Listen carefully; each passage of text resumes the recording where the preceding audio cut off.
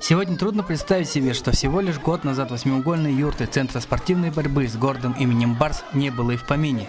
Успешный бизнесмен, а ныне депутат Народного Хурала Аркадий Цыбиков не только построил круглогодичный комплекс для занятий борьбой в селе Исинга, он продолжает продумывать планы по дальнейшему обустройству быта начинающих спортсменов.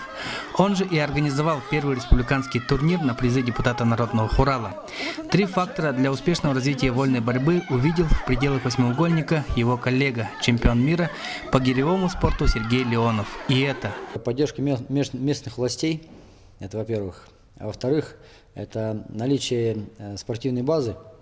И третье, это наличие энтузиаста.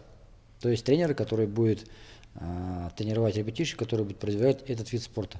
И вот эти 3 момента, они присутствуют на Исингинской земле. Спортивному клубу «Барс» всего лишь год, но результаты уже потрясают. Фактически мужская и женская команды одной только Исинги выступили против всей сборной команды Республики Бурятия.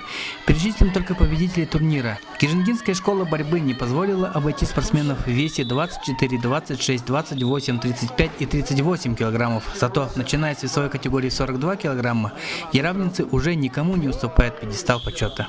Очень хорошо, достойно показала себя команда Кижингинского района. У них 5 первых мест. Неплохо себя проявили борцы спортивного клуба «Барс» села Исинга. Если я не ошибаюсь, 2 первых места. Яравнинский район в целом 4 первых призовых места. И в целом все ребята показали себя очень профессионально, грамотно. Я думаю, за ними очень большое будущее. А исингинские борцы намерены вскоре и вовсе превзойти успех бронзовой призерки Олимпиады в Лондоне Любови Волосовой. По крайней мере, об этом говорят результаты первого республиканского турнира по вольной борьбе на призы депутата Народного Хурала Аркадия Цыбикова. В весовых категориях 46, 49 и 52 килограмма девочки из спортивного клуба «Барс» однозначно уложили на лопатки всю сборную Бурятии. Эрдэнир Раднаев, Вести Бурятия.